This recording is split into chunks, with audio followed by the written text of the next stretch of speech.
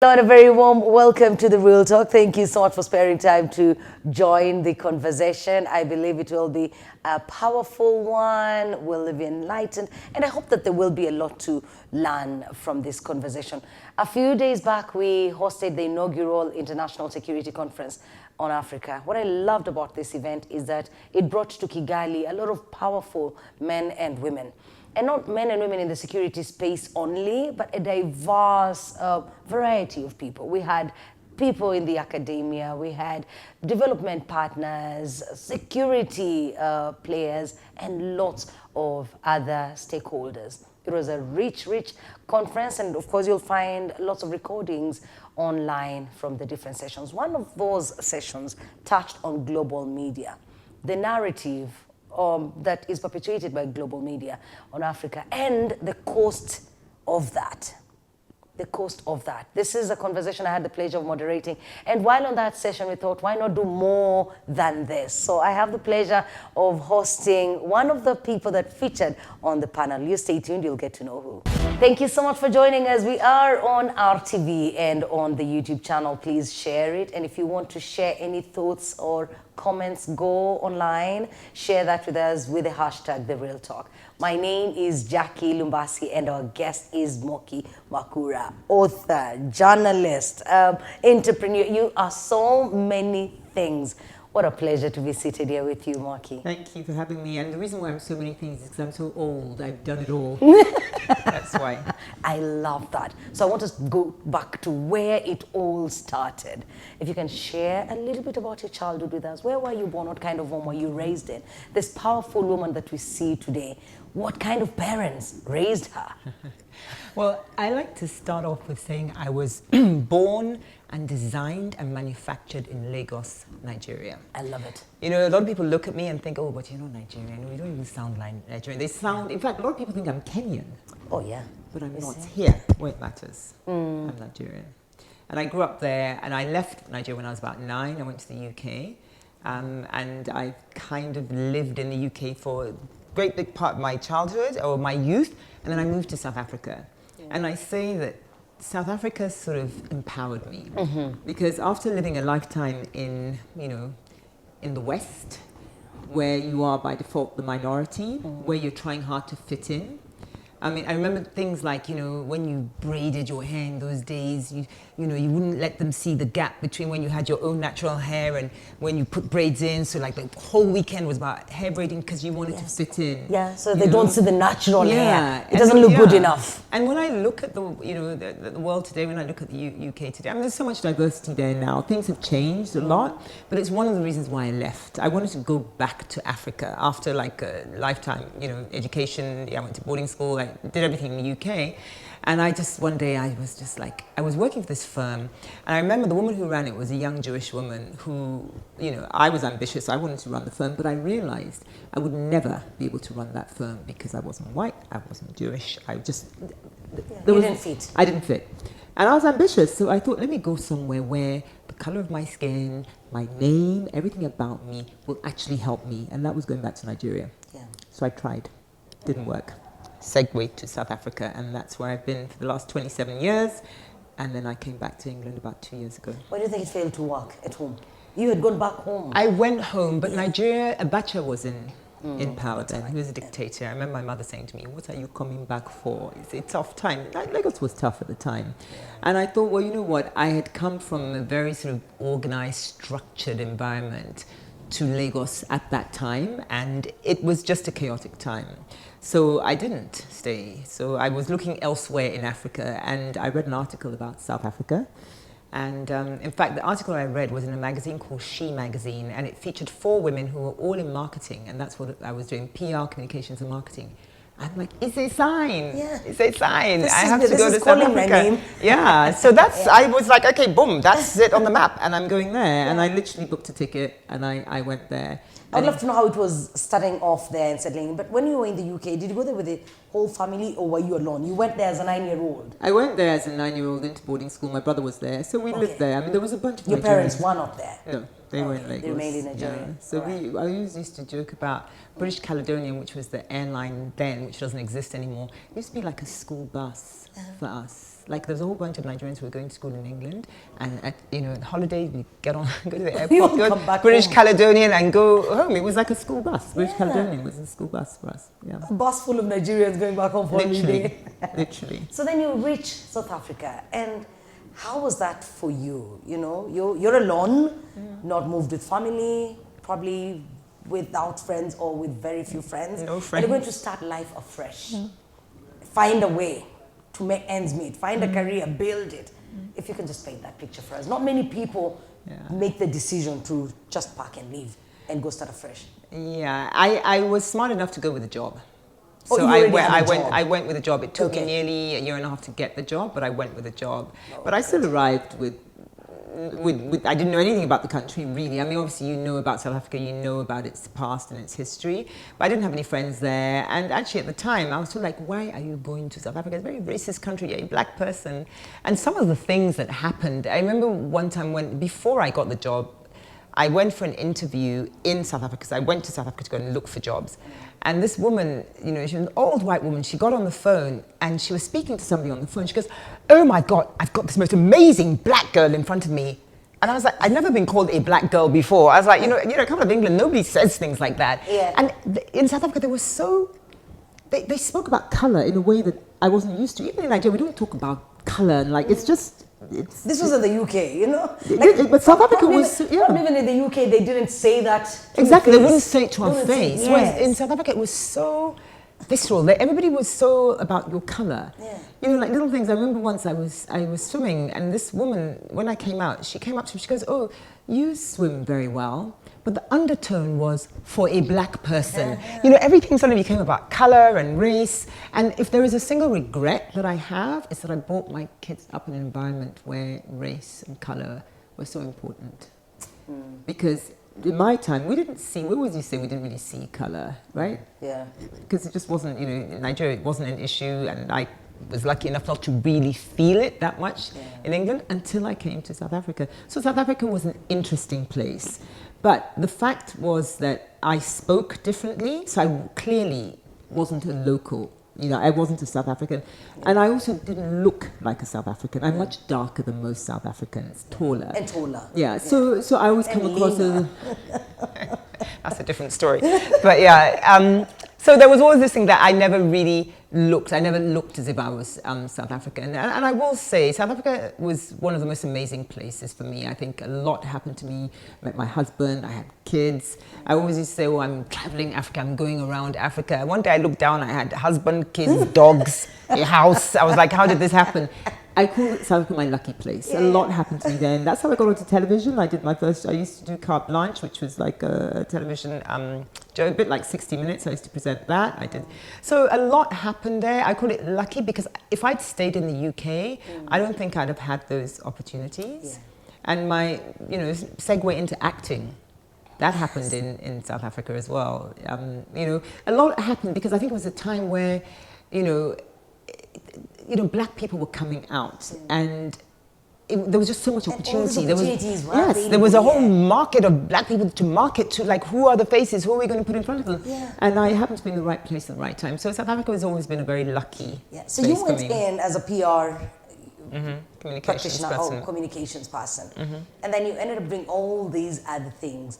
Is it that you were trying to find something else to do, or did opportunities come calling, and so you find yourself as a PR, if I have some spare time, I can go and act? Were you trying to feed a certain thing in you that you hadn't ever thought of? I'll tell you what, just to contextualize that story, I mentor a few people. Like a lot of people say, oh, can we mentor? And I remember I've got these two particular girls that really stand out to me. They're always like, oh, how did you get where you were? And what did you do? And, I'm thinking about my career like this, and I want to do this. And I'm always like, I wasn't that planned. Like, things came to me, but I always opened the door and stepped through. Yeah. That's my philosophy in life. If something comes to you, take it. Take it. Yeah. Don't say, no, I can't. Why would you say no and do? I mean, like, I remember having to tell my husband that, I'm going to try acting. He married a corporate woman who went to a job every day. I ran my own business. And then he saw me on television acting. I hadn't learned to. I learned to act on set. But my God, what a phenomenal opportunity. Yeah. What an opportunity. I mean, you have to like assess things. You don't take ridiculous risks, but there was no risk in acting. Yes. I've done many things that I didn't have a track record to do. I had no justification doing them. But that's a certain amount, a part of me, and I think a lot of Nigerians are like this, and I don't want to say only Nigerians like this, but I find Nigerians tend to be brave. No doubt, they are. Yeah. And quite pushy. Yes. Yeah, pushy. I always give it aggressive. Well, some people call it aggressive. I call it just, forthright. I call it aggressive. Oh, goodness. By East African standards, yes. Yeah. But I always talk about the fact that Nigeria is one of these places that where maybe things don't quite work normally, is because somebody has said, who can build a road? Every Nigerian says, I can do it, I can do it. They get the contract. They're like, how hard can it be to build a road? Then they see how hard it is to build a road. Oh, yes. But they've tried. But they will try. They will try. And whatever they don't know, they'll find I love someone. that about us as we there's a phrase, Nigeria, we don't carry last. We just try. And I feel we just do it. And I think that's been imbued in me, that I open every door and I walk through it fearlessly. You start off by just doing it, then you learn and master it. Yes. I need to know the conversation. The very first time you were approached for an acting role. You're this corporate woman. You're already married by that time. I was married. And then someone comes to you and they're having this conversation with you. What have they seen in you? Why have they picked you? I was on television. Oh, you're already I was on already on before television. the acting came. Yes, I was a presenter. I was presenting on television, so they saw me. But also, I think the role, it was Jacob's Cross, there's a character called Folake. I think somebody had envisaged it like me. So somebody who, educated abroad, was a businesswoman, blah, blah, blah. I always used to tell people that if you ask me to play a prostitute on drugs, it's unlikely I can stretch that far. I was pretty much playing myself, actually. Yeah. But like I said, I learned how to act on set. And I think on the last day when we were doing the final scene, the executive producer came up to me and something had happened and, we changed, and she laughed. She goes, Moky, from your first day on set to you today, look at the change, look at you, the confidence with which I was like, okay, fine, we'll just take it from this other angle. My first day was not like that. No. But it was like, I have this belief that if the thing you're doing doesn't scare you, then it's not big enough. Oh. It's not big enough. Yeah. It should be scary. It should be comfortable. It should be easy. It should be scary. Yeah, it should be. So I've tried to live like that. I want to do things that put me out of my comfort zone. And that's how you grow. So there was Jacob's Cross, there was Africa United. Africa United. Those were really, Jacob's Cross was like quite a long period of time. Quite long. Africa I watched United, a bit of it while it showed in East Africa. Right. Yes, it did. Yeah, it kind of went everywhere, because there are times where in America I've been, like people come up to me because they used to show it on the Africa Channel. In the UK, they used to show it on one of the B-Sky B there. So it's actually been interesting, because people will come up to, particularly Nigerians, and like when I'm feeling low key and I don't want to, I'm not smoky from the day.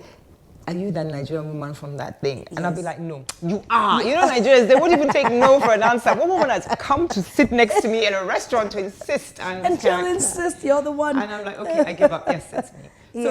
So it's been, I don't know, acting was just something that I did. But also it helped me have more of a public profile. Acting was not the only thing I did. I always did other stuff. Even when I was on set, I'd be running my business, I'd be doing many things. But, acting is something I've enjoyed, but it's tick that box. Let's get to where you are today. Africa No Filter. Give us a backstory. So Africa No Filter, luckily for me, was an organization or an entity that was created by American funders. So Ford Foundation got together with some other funders. So there was Hilton Foundation, there was Bloomberg Foundation. So some big American philanthropists to work on an issue that they felt affected them all. And that issue was the perception about Africa, the stereotypes, the narrative about Africa, that despite all the work they've been doing in Africa, I mean, Ford has been going for, how many hundreds of years, and they put so much money into Africa. And yet the stories that come back sort of make out that there's been no progress, that the continent is still lacking agency, still dependent, still broken. So it was in their interest to try and change some of that perception, and that's where Africa No Filter came up. And I used to be, at that time, I used to be at the Gates Foundation, and I tried very hard to fund it under the Gates Foundation, but there was no strategy with which it aligned. And when the opportunity came to actually create an entity, because it was just an idea, you know, again, this is how the universe randomly works. A friend, not even a good friend, a friend sent me the job description and said there's an executive director role that would do. I opened it immediately. I knew that was the job. That was the thing. That was my purpose. That was everything I had been wanting to do, been dying to do all my life, rolled up into one job description, and I am living my purpose now. Wow. What is that purpose? Let me take you back to how the purpose evolved. Yes. 1985. Were you born then?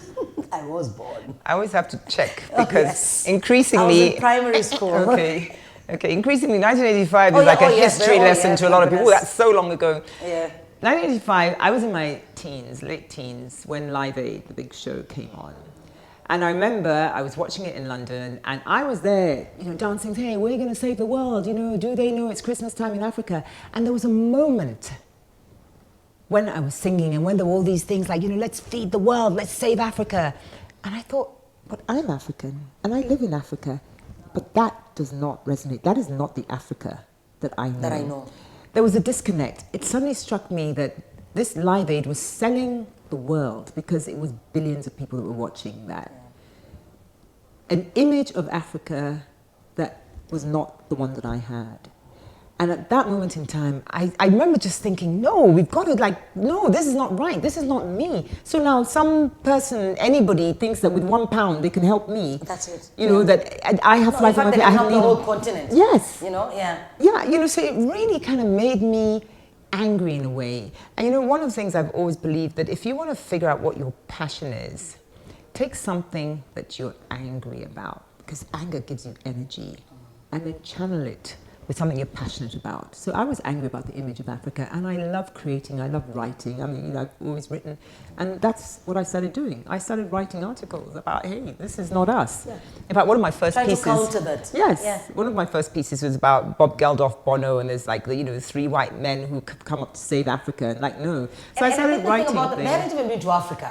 Had they? The story is that they hadn't even been to Africa. Probably not. Yes. Probably not. But they were dying to save it. Exactly. And there is this mentality that, you know, we can save Africa.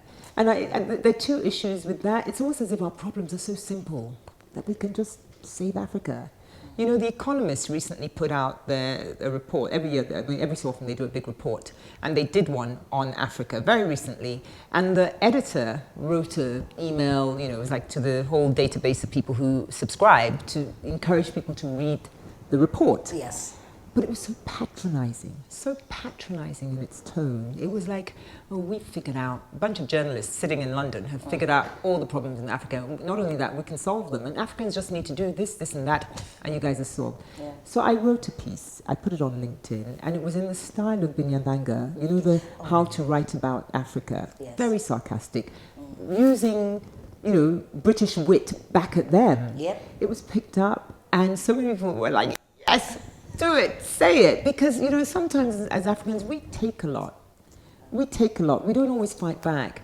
And an example... Yeah, that's the thing. We don't always we don't always fight back. And one thing that really has been annoying us for a long time, we've just started a campaign about it, the map of Africa, the map of the world. You know that the projection that's used right now does not reflect the actual size of Africa. We are using a 16th century projection of the world, which has Africa 2 or 3 times smaller than we actually are. 2 or 3 times. You've seen these like social media things where they put like all of America, China, India, Spain, France, the US, UK into Africa. Yeah. But if you look at the map and the BBC and all these, you know, United Nations, they still use this old projection. And the reason why it worked, because it made the global north look bigger than it was. It made us look smaller than we are. And you know, I talk about the fact that geography has history. There is a history to this geography, this projection of Africa we're looking at. It was done by the global north because we're not so significant. and we've let them get away with it. We all know, so many people know that the map of Africa is the wrong size in these projections. So we're advocating, it's one of our advocacy campaigns, that everybody use the right projection that shows Africa in its true size. And is there the right projection somewhere? Yes, it's called the Equal Earth projection. Okay. It exists. It exists. But that's what I mean. It's an example of us as Africans, we haven't pushed back. Yeah, you know, when you think about, there is a forest in Nigeria. It's called the Zambezi, I can't remember what it's called. It's a forest in Nigeria that is bigger. The forest is bigger than Europe. There is that's what I'm saying, that we underestimate the size of this continent. And that means we underestimate the resources that this continent can supply to the world. Yeah? We're talking about the green economy, air, sun, water. These are all things we need to fuel this green economy. They're all available here in a scale that is unprecedented. But we ourselves don't understand that because we don't fundamentally understand the size of our own continent. Yeah. You know, persistently, and you've worked with those organizations that do great work on the continent, but lately we have a lot of people questioning them because they're saying, you give us aid, yes, but how much more do you get out of this continent? The continent gives a lot in different forms, and then it will come back. And when you gave us the story of Africa No Filter, these individuals who are concerned with doing good work, but the story never changes. And there's this notion that it's important that the story does not change so that people up north continue to feel good about themselves and all the help that they send down here. But also, if the story changes, then some people will be jobless because you survive by claiming you feed and treat people in Africa. That whole narrative, the creation of that story that then gave rise to philanthropists and their work down here.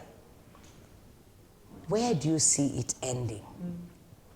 And what has that done to the psychic of the African? What has that done to our governments? Absolutely. You know, I talk about Live Aid in the context of that for a generation, it defined Africa as a broken continent, a continent that needed help. A whole industry evolved around that. The Save Africa industry, international NGOs, philanthropists, people coming in to help us, will take their money. You know, USAID, Trump closing down all of those programs now. It's been a huge impact on Africa. People have lost jobs. You know, for example, in South Africa and Kenya, the AIDS program, PEPFAR, has been run by American money. But one of those countries said, oh yeah, I don't know why America was paying for our health program. Why? Why did we even accept that money? You know, now everyone's talking about domestic resource mobilization. We have got to find the money ourselves to fill the gaps that we have allowed the global north to plug. Yeah. I don't believe aid in its current way will carry on because it's been going on. The aid industry has been going on for over 60 years. Where's the progress? There is still poverty here, right? And if you look at a lot of countries, if you look at America, America did not evolve because some rich African came and gave money and fixed their healthcare system. America evolved through commerce and industry, right? That is the same for Africa. Our private sector have to be enabled to step up and create the jobs, create the economic movement that we need, not aid, not philanthropy. Those are nice to have. Those can support, but they cannot be what we're looking to get us out of work. They cannot be all we depend on. So in my, you know, like I run a philanthropic organization, as in I'm funded by philanthropy. And I've actually, and I'm telling my team this, that I see us ending. I mean, we can't keep handing out grants because we're a grant maker. We give out grants, but we have channeled about $7.5 million into the creative economy in Africa. And I'm very proud of that. That was money that didn't exist. And we're bringing that to the creative economy because we believe in storytelling. We believe in creativity. But we can't keep doing it. We can't keep doing it. So I've decided that there's an end point. That, you know, if you're doing good philanthropy, there's got to be a point where you're teaching a man to fish as opposed to giving him fish, right? And I think the period of time we've been going for 5 years, we're doing a lot of that. We've created a community of over 300 storytellers that we have shown them they are actually self-identified narrative change makers, in that they are using their platforms, they're using their skill, their creativity to change the way the world sees Africa. That's the legacy of Africa No Filter. So I believe that we can stop at some point, and all philanthropy, all aid should have an end date. Yeah, we're going to take a short break. When we come back, I want you to expound on why it is important for us to change the way the world sees us. Okay. Thank you so much for joining us on The Real Talk. We're live on YouTube. Please share the links that we have.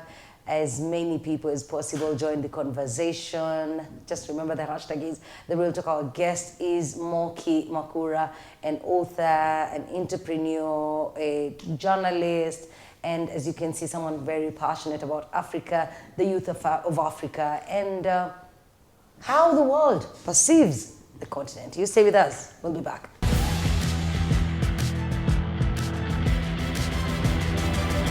Welcome back. Thank you so much for joining us on The Real Talk. My name is Jackie. Our guest is Moky. Moky, this is powerful. And it's what we talked about during the panel, the fireside chat, the perception that the world has of Africa. And you mentioned that time will come when the funding will end. Indeed, there has to be an end. You cannot feed someone for all their life. You've got to, at some point, teach them how to fish and how to feed themselves. Why is it important for the perception that the world has of Africa to change? Yeah, I mean, it's an excellent question. And people have said to me, but China doesn't care what the world thinks. They do. But anyway, that's a different story. You know what? There is an impact to the way the world sees us. And it comes in two ways. It affects how the world sees us, which impacts on how they invest in Africa, how they, come up with development plans and, programs for Africa. But more importantly for me, it also affects how Africans, how we see ourselves, because that same narrative affects us. Every so often you'll read in the UK about, young Senegalese men who've gone on their boats, they're trying to leave Africa to come to Europe, or the people who are trying to go to America. And I know in a place like Nigeria, because we've just done this program, over 70% of young Nigerians want to leave Nigeria. Not because they hate Nigeria, because they're still listening to Afrobeats, they're eating Nigerian food. It's not about a hatred for continent or for our countries. It's about a lack of opportunity. They don't see how they can make themselves have the lifestyle they want in their own country. Because we, I feel, as a generation, have failed to create the African dream. There's an American dream. To a certain extent, there's a European dream, or just a West dream that, if I go over there, I'll make it. We haven't got that. And you know what? Dreams come through stories that you hear. You hear, this person made it, or maybe I can make it too. Somehow we're not communicating that there's an opportunity for you. That's an impact. If we're losing our young people, our best are going to America, to Britain. In fact, America was the destination that was most popular they want to go to. If we're losing our young talent there, who's here to grow our economy? Who is here left on the continent to do what needs to be done? President Kagame said it recently, that Africa is losing a lot of young, talented people. And then what does Africa do? It gets experts from there and spends on these experts to, he said, to quote him, to tell us, advise us on a lot of things. So indeed, so that's one impact on us. Yes. But the reason why we also want to change the way the world sees us, there are two reasons. One is Africa No Filter did this report, which is called The Cost of Media Stereotypes, which showed that actually the way we're written about in global media, talking about CNNs and Al Jazeera's and all of that, it's negative. The perception they see is that Africa is broken, we lack the agency, and we're dependent. That's those are the frames through which most of the storytelling is told about Africa. And the impact on that, I'll give you the example of how we worked out this number, is there's an African risk premium. There is a premium that African countries pay to borrow money. Everybody in the world borrows money, right? Yes. But we pay, a country like Egypt pays something like 12 to 13% more than a country like Thailand to borrow money on global markets. These are the bond yields. So a country like Argentina has defaulted on its loans more than 9 times. Yet they get charged lower interest rates than we do. And all of this is because there's a perceived risk that if you put your money in Africa, that somehow some corrupt government's going to take it, that there's no return on your investment. So but it's perceived risk. It's not real risk. And that costs us money because most African countries, there is a debt crisis now. More African countries are spending more on servicing debt than they are on education and health in their own countries because we're paying ridiculously high interest rates based on a perception of risk, not a reality. That's why this work matters. And I wonder, because Africa as a continent has all these countries, more than 50 countries, we're 53, and there could be 1 or 2 countries that are doing well. When you give an example of Argentina, Argentina as a country on its own, why shouldn't a country that probably is perceived to be better, Tanzania, good at paying their debts, or another country that is politically calm, not violent, why wouldn't a country like that be isolated from the continent? Why has the continent been consistently lumped up together? You know, I think it's a double-edged sword. The fact that the continent is referred to as this single homogeneous thing. Because when Ebola was in West Africa, everybody was scared of anybody coming out of anywhere in Africa because they thought, oh, Ebola was across the continent. It serves us sometimes because, you know, when you look at the Africa Continental Free Trade Agreement where Africa is one market of over 1 billion people, that makes us viable, right? A market of 1 billion people makes us viable because actually 55 different countries are not all viable. Some of them don't have ports, they don't have, you know, waterways. Not every country is viable, but we are our own worst enemies sometimes because we show up as one. How many times has China summoned Africa? One country summoning Africa, all our presidents go. Turkey's done the same. They do that annually. US has done the same and we all go, right? It doesn't look good on us. It doesn't. It doesn't look good on us. But the point is that actually we are stronger together as a continent, as long as we have the same values. When I look at what the African Union is trying to do, severely underfunded, doing it the best it can, it's trying to get 55 people who, by definition, because they live in the same area, they're suddenly aligned. They're not, right? A lot of people, you know, not every country agrees. But when you look at the EU is 29 countries that have paid up, right, to join a club. They're aligned. They've given up their own sovereignty. I don't know if you remember, there was a conversation when the president of Italy was with Trump. And she was like, oh yeah, Trump's going to come to Italy and we'll host them. And she said, I have to go and speak to the rest of Europe. She didn't come and say, oh, Italy is going to do this. No. As a bloc, they trade as a bloc. We need they consensus. Behave as a bloc. We're not there yet in Africa. Even though we get treated like that sometimes, as if we're all going to be the same. So it is a double-edged sword that, you know, when it's bad things, like, oh, there's Ebola in Africa, when actually there's Ebola in 3 countries, we get treated as one. And there's a danger to that because things that are happening in North Africa or East Africa don't affect West Africa or Central Africa, right? When they talk about conflict, and I gave this example earlier on the panel, that there was a time in 2003 when there had been 7 coups in West Africa. 7 coups in about 6 countries over a period of 3 years. And what happened was that the Wall Street Journal, Financial Times, they were writing about these coups, but it was only in 5 countries, right? And there were 7 in number. And And what happened was somebody took those articles and showed it to a group of people and said how many, just from the headline, and the headline was something like, oh, coups proliferate in Africa. How many coups do you think are happening in Africa? On average, the response was there are 45 coups happening in Africa. The reality is there were something like 7 coups because we'd all been lumped together. And when you always think that, oh, it's a lot worse than it is, and that's the problem of us being seen as one bloc. And it is a problem, but we are stronger together than we are as 55 independent units. What do we need to do differently moving forward? There's so many things we need to do. I think it starts with the stories we tell about each other and to the world. I think Africa needs better storytelling. This is actually what we advocate for as an organization. We're advocating for better representation for Africa. And by that, we mean we want better stories and we want stories to be told better. By better stories, I want to see more stories of the young people who are doing amazing things. There's so much going on the continent. Like, you know, when I go and I sit in Nigeria and you just see people, their ingenuity, their just resilience, just that excitement. And young people, because young people don't know they can't. I'm at the age where I know, I've tried it enough, maybe it won't happen. But when you're young, you don't even know you can't. You just keep trying. Package that energy. We've got to take that energy and we've got to write about that because that's where the inspiration comes, right? We need better stories. We need to profile these people. We need to show the progress. Even there's ministers, you know, like African government is always lumped as if they're inefficient. There are pockets of excellence within Africa, within governments. There are young people who are doing amazing things. We just don't cover it enough. That's one side. The other side is that there are stories that we need to tell because media has a role to keep leadership and government accountable.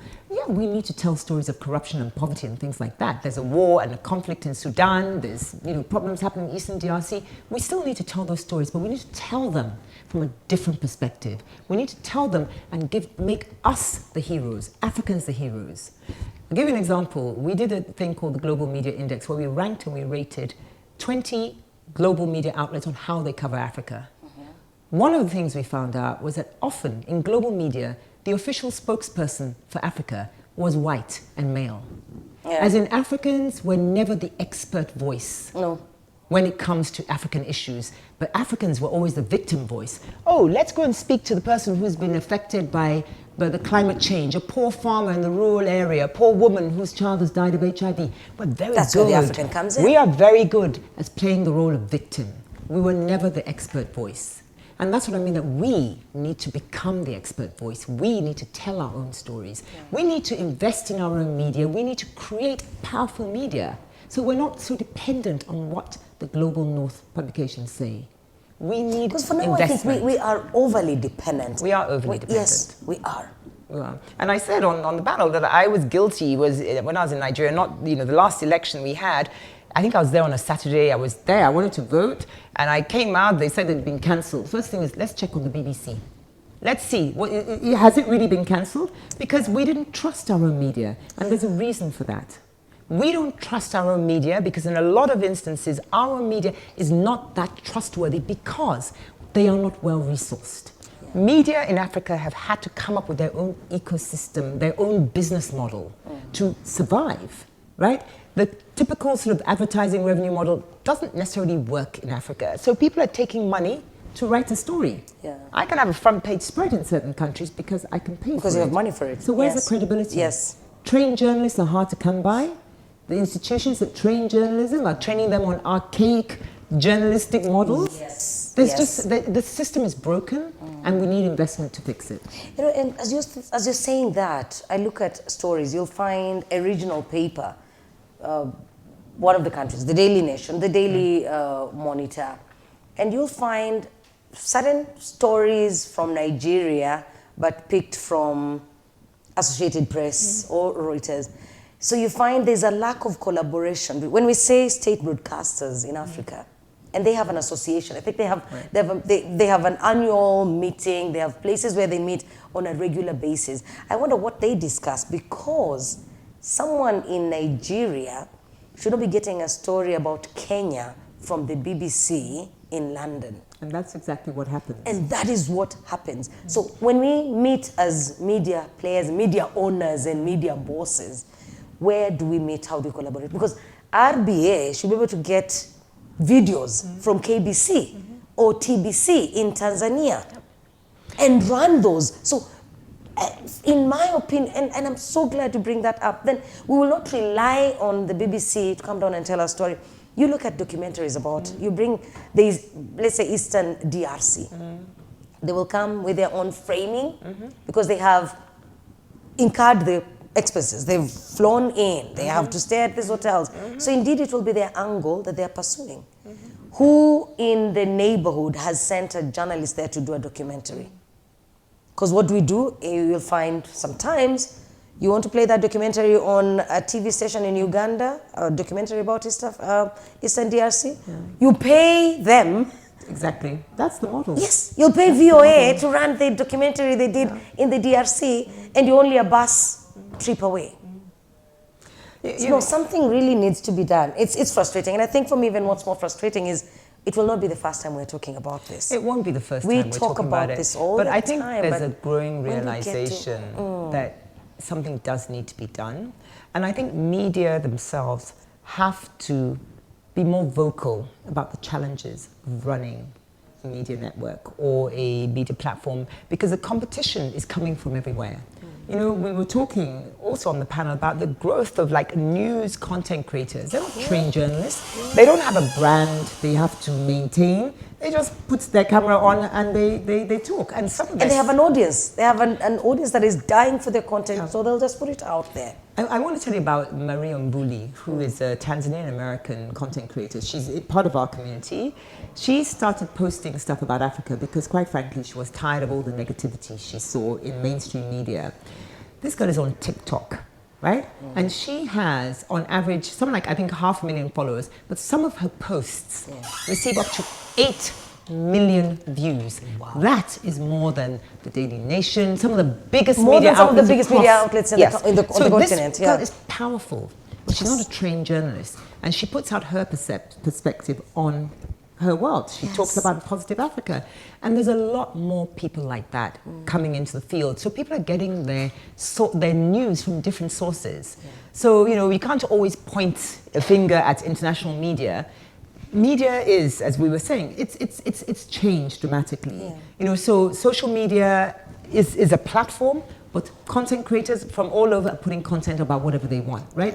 So I feel there's a bigger opportunity for traditional media to grow a media brand. Like, I still know that if I want to find out about the elections in Nigeria, I'm not going to Lagbaja, blah, blah, blah's page. Where did they get the information from? I want to go to an established media outlet. So there is still room for me to have an African, you know, platform that is trusted, reliable, credible journalists, trained journalists who understand objectivity. And we're not there yet. How can traditional media make use of these content creators? Because indeed, it's a force we cannot ignore. Right now, we've got to find a way of working with them. So I belong to a media house that is insisting on hiring trained journalists. And yet, as you've said, we've got storytellers out there whose short videos get 8 million views. How do we incorporate them? Well, at this stage, I don't think it should be incorporated. I think it's one thing, because even the way traditional legacy media are having to put news out to attract audiences, it's like that. You have to put creative reels out. I've spoken to journalists who are like, oh, it's exhausting. They're having to put out 2-3 videos a day, when before they'll write one news story. You need a different skill set. You know, mobile journalism, you've got to be able to film, edit, put out. And it's not just, oh, here's the thing. You have to do some funky editing as well. There's a different skill set. And I think what we need to do is take those content creators and train them how to be journalists, how to think like journalists, how to present a story with independence, how to get both sides, how not to do PR, right? Africa No Filter runs a news agency called Bird. It's a news agency. We serve about 150 media outlets in Africa with what we call narrative-changing stories. So we try and put out stories that don't, you know, feed the stereotype. But what we found is that, you know, a lot of people want to write for us, because they can't, you know, their editor only wants this kind of. But we're finding the quality of journalism, that ability to decipher what is PR versus what is news, how to have a compelling, strong editorial angle that somebody who's sitting in Zimbabwe will find interesting, even though the story is about Uganda. That is hard. That is hard. And that's what we're finding. We've had to put on courses. We've got a huge newsroom that's processing stories, because the quality of stories not coming through yet. And that's something that we need to fix. But there's a lot that needs to be done. Indeed. Then, looking at peace and security on the continent, how can they leverage the media? How can they, and we said it on the panel, how can they use African media?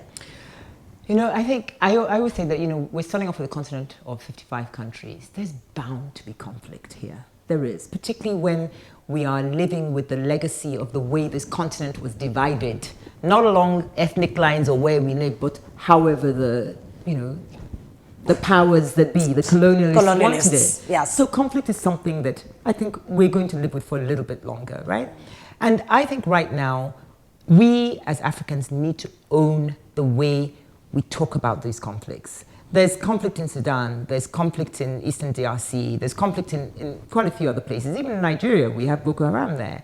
But often, the way the West or the world sees it is through these international news agencies who come and cover those stories and go back with their perspective of what this news is.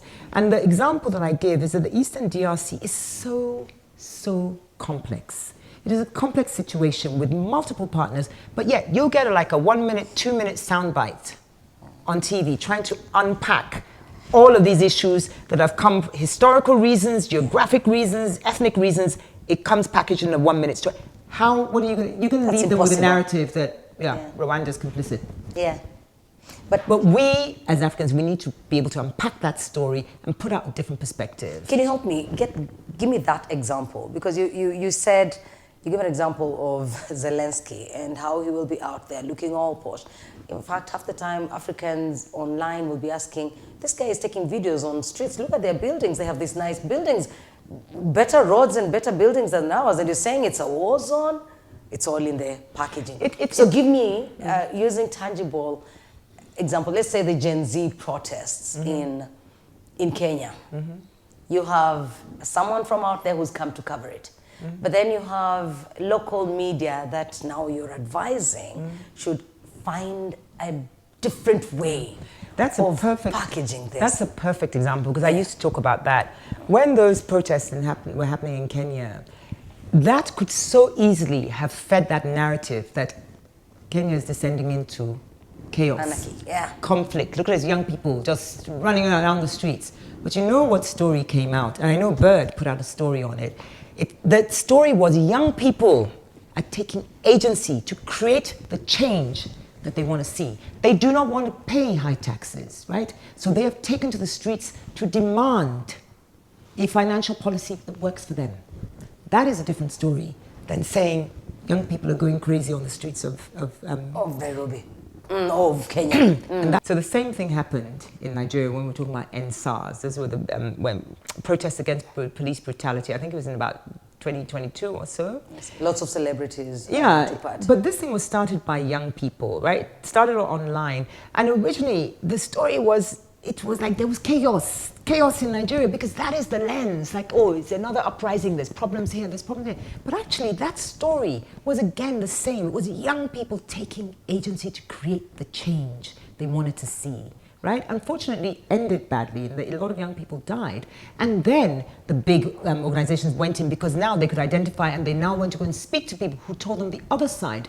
They started unpacking stories about how this thing was coordinated from the US. Money was transferred, there was catering on the streets. People were on the streets, they had food to eat, organized. That was not chaos, it was organized. And you know what? We can't wait for international media to come and tell stories for us. We, as the media, and content creators, whoever is putting out content, needs to always keep in mind that what is the narrative we want to tell? What is the story we want people to take away? Stories of conflict or stories of change? And we're in a stage where we've got young people who are unhappy, right? And we need to show that actually this is their way of creating change. Maybe in America they go to the polls and they vote. We do it different. We're not trying to be America. This is how we do things here. We need to own our own story. How can we own that with images? Let's talk about images a bit. I mean, I talked about Zelensky, and I just did a quick search on Zelensky, and every time you saw him, this is a president in the middle of a war. If you look at the images that appear in the media on him, he's always in a very sanitized area, speaking into a mic, negotiating.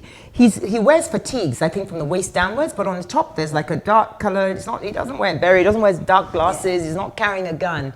He is emanating peace and diplomacy, like, I'm ready to talk. I'm not a rebel leader who just wants to fight. I don't want to kill people.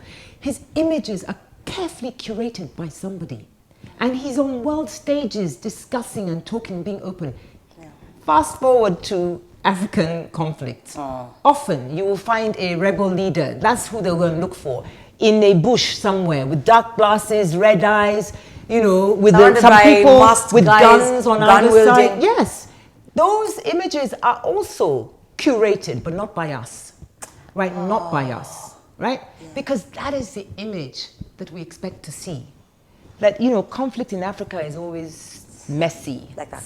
That's the face of the people without legitimacy fighting here, rebel groups, I mean, we just need to do better, because I think it's very hard to, it's like you're trying to go on a diet. Like you're saying to your cook better food for me. Yeah, she'll keep putting oil in it and making you fat. Oh, you could cook your own food. Yes. Cook your own food. Then and use the amount of oil you want to use. Yeah. And then you don't complain about other people. And that's why I say that, there's a proverb that when you point, one finger is pointing at somebody else, but 3 of them are pointing back at you. We can only change ourselves. You can't change other people, right? Yeah. And I strongly believe that when we become our authentic selves, when we start behaving in our true selves, and I look at something like Afrobeats, the reason why Afrobeats became a global phenomenon was because we liked that music. That music is sung in Yoruba. How many people in the world speak Yoruba? It was created for us, by us. And then Nigerians and Africans adopted it. And then the world was, oh, that looks interesting. I want some of that. Yeah. We've got to start at home. Yeah. Thank you. We've got to finish, Moky. If somebody who's watching this program decided to forget everything that you said, what is that one thing you do not want them to forget from this conversation? What is that thing that you believe we should carry on, because it's what will take us forward and change our story? I want to ask for 2 things. One is that we need to tell our own stories. Just talk about our own successes. And if not just your own, if you see somebody that's doing well, post about it. Let's just have this culture of just bringing out the good, the progress that we're seeing. That's the first thing. And the second thing is that we need to be careful about the language we use when we talk about our continent. I've spoken to people where they'll say, it's corrupt. It's not that it's not corrupt. But is that what you want people to take away? No. Just be careful about how we speak, because people take that and they're like, okay, our country's not working. And a lot of the time, we are perpetrators of the stereotypical narratives about Africa equally. It's not always about pointing fingers. We've got to look at our own behavior. So yeah, tell more stories, profile people, use your platforms to get more word about people doing amazing things, and be careful how you talk about your country. No matter how much you hate your government, because there's also a difference between the government and the country. Absolutely. And we see people will say certain things, use a certain language because they hate their government. Yeah. They forget to distinguish that from the country. Absolutely. Thank you. Thank you. Okay, this was beautiful. Thank you so much. I hope that you've learned something from this conversation. And for me, it's such a powerful message. I always say the America that we see, the American dream that we talk about on the continent, is an idea that someone came up with and they built it. And there's this side of America that we will see in the media and one that we will not see in the media. When we come across the dirt that exists around us, the violent sports or violent acts or bloody images, how many times will you see them post bloody images? You will not always see those images. And as you've heard from Moky, they're well curated, well thought out. Somebody is particularly concerned about the image of themselves that they want the rest of you. So let's ask ourselves as Africa, what image of ours do we want the rest of the world to see? And can we just do away with the hatred that we have for each other? Because that is something that also comes across a lot online. I will speak for online. If Rwanda is doing something good, can we all come together and congratulate Rwanda as opposed to tearing it down? What does Rwanda think it is? If Mali, if Nigeria, if Ghana, if any one of those countries are doing something good, let's come together as Africans and populate the internet with such good, so that we have this culture of celebrating one another. This has been a wonderful conversation. Please share the link so that we all learn. God bless you. We will see you next week.